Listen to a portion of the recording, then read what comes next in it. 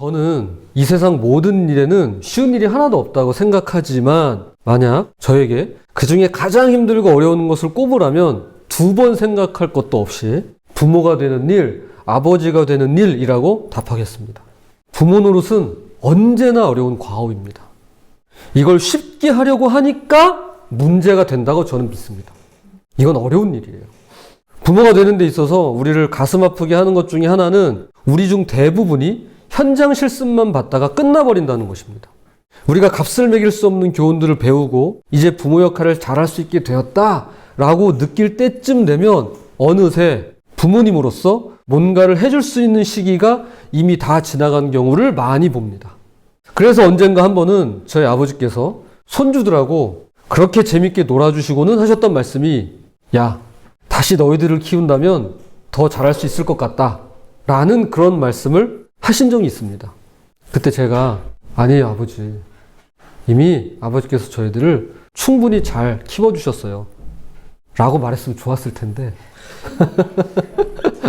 그랬는지 안 그랬는지 기억이 안 나요. 하여튼 지금 이걸로 그냥 가름하도록 하겠습니다.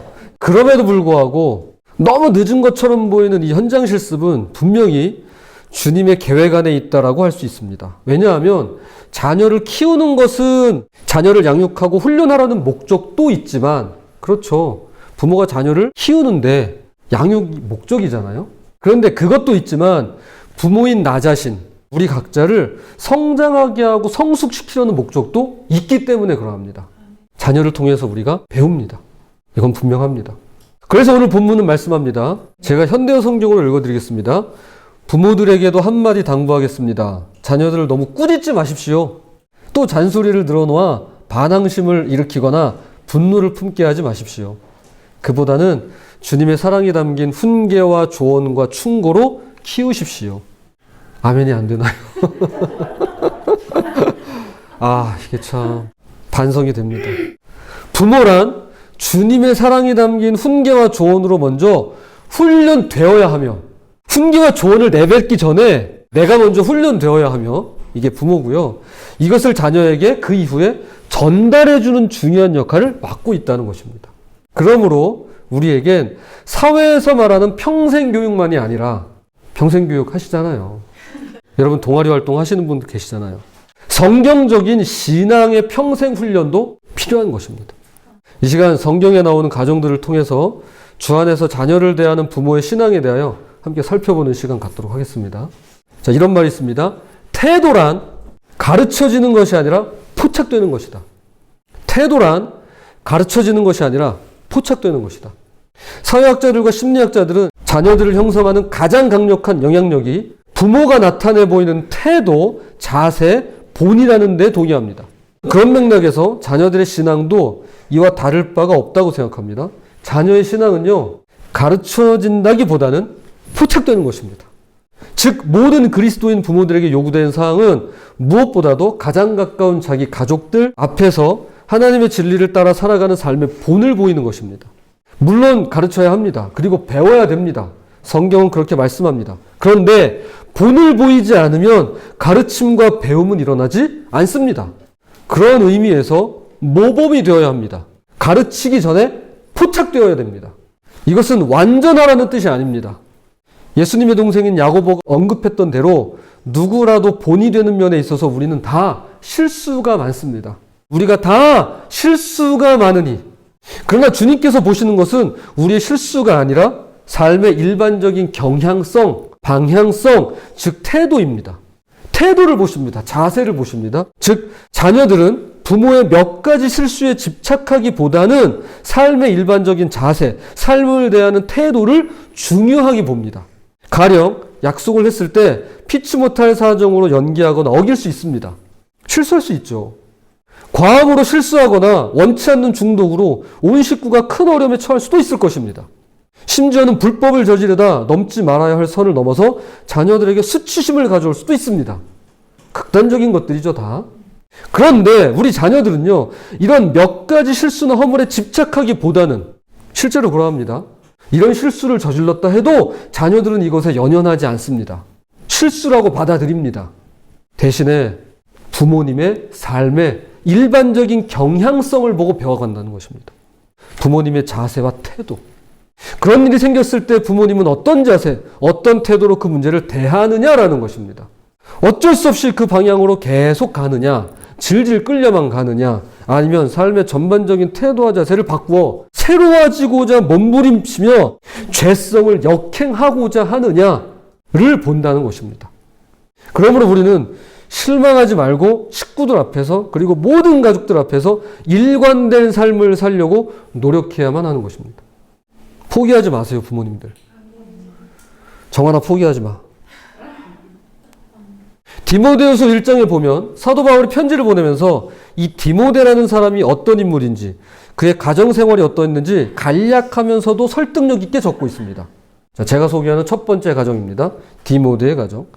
여기서 바울은 디모데의 외할머니 로이스와 어머니 유니게를 언급합니다. 여러분, 성경에서 여성의 이름이 기록되어 있다. 그러면 이렇게 생각하시면 됩니다. 특별한 경우구나, 이렇게 생각하시면 됩니다. 여성의 이름은 적지 않는 게 그 당시 국룰이었습니다. 그런데 여성의 이름이 적혀져 있다? 굉장히 특별한 사건입니다. 이는 내 속에 거짓이 없는 믿음이 있음을 생각함이라. 이 믿음은 먼저 내 외조모 로이스와 내 어머니 유니게 속에 있더니 내 속에도 있는 줄을 확신하노라. 바울이 디모데의 어머니 이름을 아는 것도 놀라워요. 여러분, 저희 어머니 이름 아세요? 알 필요도 없습니다. 그런데 외할머니 이름도 알아요. 이건 특별한 경우예요. 이건 그렇게 흔한 일이 아닙니다. 바울은 디모데에게 거짓이 없는 믿음이 있다고 말하면서 그가 단순히 교회를 열심히 다녔다, 봉사를 많이 했다, 새벽기도를 빠지지 않았다, 늘 감사하는 삶을 살았다는 식으로 예수 그리스도와의 관계성 안에서 믿음이 좋았다라고만 표현하지 않습니다. 야, 너 참 믿음 좋다. 너 교회 열심히 다니는구나. 너 참 훌륭하다. 너가 그렇게 전도를 잘한다며? 너 그렇게 봉사 열심히 한다며? 그렇게 이야기하고 있지 않습니다. 오히려 그가 거짓이 없는 믿음으로 살아갈 수 있었던 믿음의 원칙을 언급하면서 두 세대를 거슬러 올라가 외할머니 로이스와 어머니 유니게를 통해서 전해져 내려오는 그 믿음이 진솔한 믿음이었다고 소개하고 있는 것입니다. 디모데는 혼자서 특출나게 믿음이 뛰어나서 거짓이 없는 순전한 믿음의 소유자가 되었던 것이 아니었습니다. 그는 가정에서 어려서부터 외할머니와 어머니가 보여주신 참믿음, 순전한 믿음, 거짓이 없는 믿음을 포착하며 자랐던 것입니다. 사진 찍을 때 포착하잖아요. 순간 포착. 이것들을 순간순간마다 포착하면서 자랐던 것입니다. 그 믿음은 이미 그 가정 안에 있었고, 그래서 그 가정 구석구석에 있었던 거예요. 여기를 봐도 신앙이 포착되고, 저기를 봐도 신앙이 포착되고, 어느 구석을 봐도 신앙이 포착되더라는 것입니다. 그런 믿음이 이미 외할머니와 어머니 안에서 발견되며 그 가운데 디모데는 삶을 대하는 일관된 자세, 즉 믿음을 통해서 거짓이 없는 믿음의 사람으로 자라날 수가 있었다는 것입니다. 이것이 바울이 디모데를 평가하는 내용이에요. 야, 너 보니까 네가 잘나서가 아니구나. 너희 가정 안에 외할머니와 어머니 안에 이미 그 순전한 믿음이 있었구나. 그걸 지금 소개하고 있는 것입니다. 이 가정 안에는 분명한 믿음이 있었고요. 이 믿음은 언제나 가정 안에서 어려울 때면 힘이 되었고요. 어두울 때면 빛을 내는 삶의 기준이 되었습니다. 찬송가 305장 예수만 섬기는 우리 집이었습니다. 그래서 삶 따로 신앙 따로 생활 따로 믿음 따로가 아닌 삶과 믿음이 일치하는 거짓 없는 신앙이었던 것입니다. 거짓 없는 신앙이 딴 거 아닙니다. 일치하는 거예요. 이 말 따로 저 말 따로가 아니라 여기서 보여주는 모습 여기서 보여주는 따로가 아니라 그러니까 일치한 거예요. 한마디로 믿음의 원칙이 이들의 가정을 지배했으며 모든 문제와 결정은 이 믿음의 원칙을 따랐고 모든 혼란과 실패에 있어서도 믿음의 원칙이 이 가정을 지켜주고 보호해 주었던 것입니다. 청년 디모데는 외할머니와 어머니의 일관된 삶을 눈으로 보았으며 이런 일관된 자세와 태도가 디모데에게 고스란히 포착되어서 그의 사고방식과 생활 양식에 지대한 영향을 미치며 믿음의 원칙으로 자리 잡을 수가 있었다는 것입니다. 자, 이제 우리의 가정을 한번 생각해 보십시다. 여러분의 자녀는 부모인 여러분에게서 무엇을 포착하고 있을까요? 태도란 가르치는 것이 아니라 포착되는 것이 맞다면 여러분의 가정 안에서 포착되는 신앙의 태도와 자세란 어떤 것인가요? 그 안에서 발견되는 신앙의 원칙은 무엇이 있었을까요? 우리가 기억해야 될 사실이 있습니다. 그것은 바로 아직 늦지 않았습니다. 아직 늦지 않았습니다. 부모님들, 야 정환아, 야 이 부모야, 야 이 아빠야, 늦지 않았습니다. 아직 늦지 않았습니다. 늦었다고 할 때가 가장 빠를 때예요. 늦지 않았어요. 늦었다고 생각하지 마세요. 늦지 않았습니다. 먼저 이 믿음이 부모인 내 속에 있어야만 하겠습니다. 먼저 믿음이 내 안에 살아날 수 있도록, 회복될 수 있도록, 그리고 자라날 수 있도록 신앙의 길을 가시기를 바랍니다.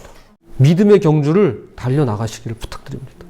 그럴 때 주님의 훈계와 교훈은 우리 자녀들을 비로소 이끌어갈 수 있습니다. 부디 일관성 있는 신앙의 원칙이 포착되는 그런 가정이 되시기를 주님의 이름으로 축복합니다. 이게 첫 번째 가정이고요. 두 번째 가정입니다. 또 한 가정을 소개하고 싶은데요. 성경에 죽음을 보지 않고 하늘로 승천한 두 사람이 있습니다. 사실 예수님도 죽음을 경험하셨죠. 그런데 죽지 않고 살아서 승천한 사람이 두 분이 계시는데요. 한 명은 대선지자로 알려진 엘리야입니다.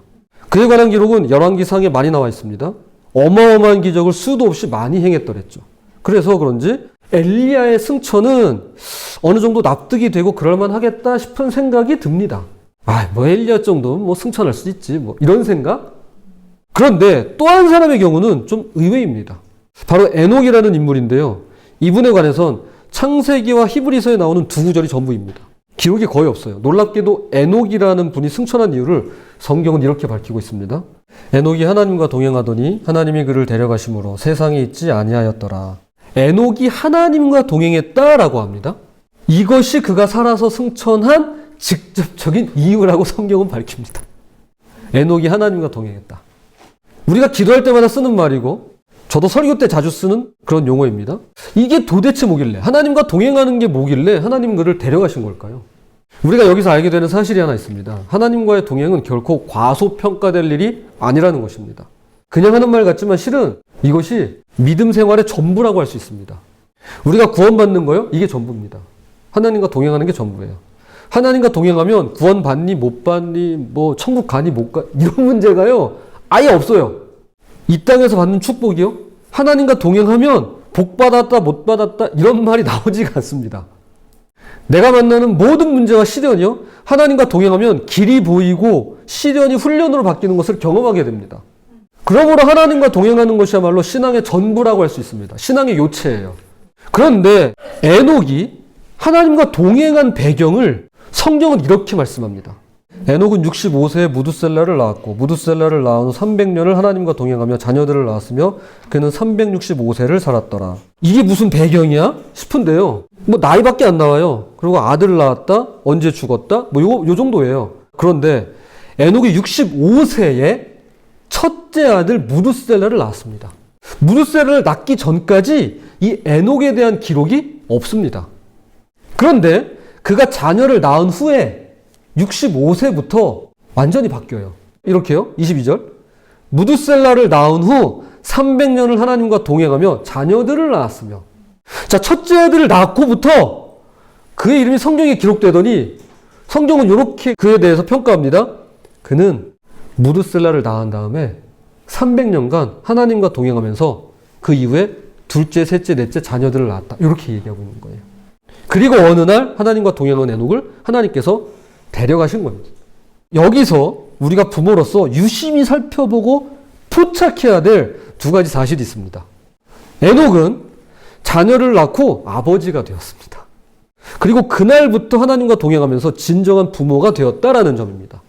그 전까지 어린 시절, 청년 시절, 뭐 결혼해서까지 아내하고 같이 사는 동안에도 그는 하나님과 동행하지 않았다고 볼 수 있습니다. 그런데 아이를 낳고부터 하나님과 동행했어요. 자녀는 신앙생활에 있어서 도움이 되지 결코 방해가 아닙니다. 믿음의 디딤돌이지 걸림돌이 아닙니다. 아이들 때문에 신앙생활 못하고 가족 누구 때문에 믿음생활하기 힘든 게 아닙니다. 가정생활은 하나님과 동행을 방해하지 않습니다. 하나님과의 동행을 해방하는 사람이 있다면 그것은 그 누구도 아닌 바로 나 자신, 내 자아일 뿐입니다. 내가 귀찮고 내가 불편하고 내가 싫고 내가 피하고 내가 원치 않는 것이지 그 누구 때문이 아니라는 것입니다. 자녀는 내 인생의 회방꾼이 아닙니다. 자녀는 그 가정의 복입니다. 자녀는 걸림돌이 아닙니다. 디딤돌이 됩니다. 자본주의 사회가 자본이 너무 중요하다 보니까 그것 때문에 지금 결혼을 못하고 또는 결혼을 해도 아이를 안 낳는 것 뿐이지 우리 지금 바탕이 되는 사회가 그러하다 보니까 성경의 바탕은 그것을 뒤집습니다. 자녀는 신앙에 도움이 된다. 자녀는 하나님과 동행하는 그 신앙을 이끌어간다. 라고 말이죠. 그리고 또 하나가 있습니다. 65세의 자녀를 낳았고 이때부터 하나님과 동행했다는 사실입니다. 이것을 오늘날의 65세와 단순 비교하기는 어려울 것입니다. 아무래도 홍수 이전과 홍수 이후의 생애 주기에는 큰 차이가 있으니 말이죠. 하지만 자녀를 낳은 후 300년간을 하나님과 동행했다는 사실은 우리 모두에게 도전이 됩니다. 즉 다시 말하면 에녹은 65세부터 인생이 시작되었습니다. 인생은 60부터가 아니네요. 인생은 65세부터네요. 제가 뭐 이렇게 한번 손 들어보세요. 그렇게 질문 드리지 않겠습니다. 여기 지금 60대 계시잖아요. 이제부터 시작입니다. 하나님과 동행할 수 있는 절호의 찬스입니다. 65세면요. 우리 대한민국 법으로 치면 은퇴할 나이입니다. 그러면 사실 은퇴부터 나만의 그런 시간들을 갖는 세상으로 바뀌었습니다. 의식이 바뀌었습니다. 은퇴 이후의 생활을 우리가 꿈꿉니다. 그런데 여러분 신앙의 꿈도 꾸시기 바랍니다. 어떤 꿈이요? 하나님과 동행하기에 가장 알맞는 시기가 65세입니다. 은퇴하고부터예요. 즉 하나님과 동행이란 나이가 많고 적음도 기간이 짧고 길고의 문제도 아님을 말해주는 것입니다. 아무리 연세가 많아도 오늘부터 하나님과 동행할 수 있으며 늦지 않았습니다. 아무리 오랫동안 하나님을 멀리했어도 지금부터 하나님과 동행할 수 있다는 것입니다. 그리고 그 시작은 바로 가정에서부터 출발했습니다. 가정에서부터 출발하는 것입니다. 교회에서 출발하는 거 아닙니다. 가정에서부터 출발하는 것입니다. 자녀를 통해서 시작되었으며 이것이 그의 가정에서 포착된 하나님과 동행하는 에녹의 신앙생활이었습니다. 성경에 여러 인물들이 있지만 이것이 에녹의 삶이었습니다. 하나님과 동행하는 삶이야말로 가장 닮아야 할 아버지의 상이자 부모의 모습입니다. 이 에녹의 삶을 보고 자란 무드셀라는 하나님과 동행하는 아버지의 모습을 포착하는 가운데 969세로 성경에서 가장 장수한 인물이 됩니다. 성경의 언어로 바꾸면 성경에서 가장 복받은 인물이 됩니다. 그리고 이 믿음, 이 신앙이 그의 증손자인 노아에게까지 이어지면서 전 지구를 새롭게 하시고 이 세상을 이롭게 하십니다. 그 출발이 바로 어디 있습니까? 65세 하나님과 동행하기 시작한 에녹에게서 시작되었습니다. 교우 여러분, 자녀들 앞에서 어떤 삶을 사느냐 하는 것은 대단히 중요한 문제입니다. 이것만큼 중요한 문제가 또 있을까 싶습니다. 성경은 부모의 삶이 무흠해야 한다고 말하지 않습니다. 저 흠만 씁니다. 제 안에 저보다 조금 적어요. 네, 많습니다. 디모데 가정을 통해서 부모에게서 포착되는 일관성 있는 신앙의 원칙이 있어야 한다고 성경은 말씀합니다. 또한 에녹을 통해서 이것이 다름 아닌 하나님과의 동행이라고 말씀합니다. 부모가 자녀에게 가르칠 수 있는 최고의 양육과 품계는 부모가 먼저 하나님과 동행하는 것입니다. 그러려면 우리의 가정 안에서 이 세상을 흉내내며 짝하는 모습이 아니라 하나님과 동행하는 부모의 신앙이 포착되어야만 하겠습니다. 그런 우리들의 가정이 되었으면 합니다. 자, 이제 말씀 이걸로 맺겠습니다. 하나님께서 태초에 지으신 것은 온 우주 만물만이 아닙니다. 또 있는데요. 하나님께서는 그분의 형상을 따라서 가정을 만드셨습니다. 삼위일체 되시는 하나님께서 서로 사랑하며 돕고 섬기는 가정을 우리에게 주셨습니다. 그리고 우리 부모들에게 말씀하십니다. 오직 주의 교훈과 훈계로 양육하라. 아직 늦지 않았습니다. 오늘 이 말을 제일 많이 하는 것 같습니다. 아직 늦지 않았습니다. 아직 늦지 않았습니다. 늦지 않았습니다. 언제라도 다시 시작할 수 있습니다. 자녀를 위해서 기도하고 자녀와 함께 예배드리고 자녀들에게 말씀을 가르치고 자녀들에게 믿음으로 살아가는 여러분의 일관된 모습을 보여주시면 됩니다. 그러면 우리 자녀들은 부모님에게서 하나님과 동행하는 모습을 포착할 수 있을 것입니다. 이 세상에 다른 그 무엇이 아닌 오직 주님의 교훈과 훈계로 양육하시며 먼저 하나님과 동행하시는 부모, 그리고 그러한 신앙의 원칙이 포착되는 여러분의 가정 되시기를 주님의 이름으로 부탁을 드립니다.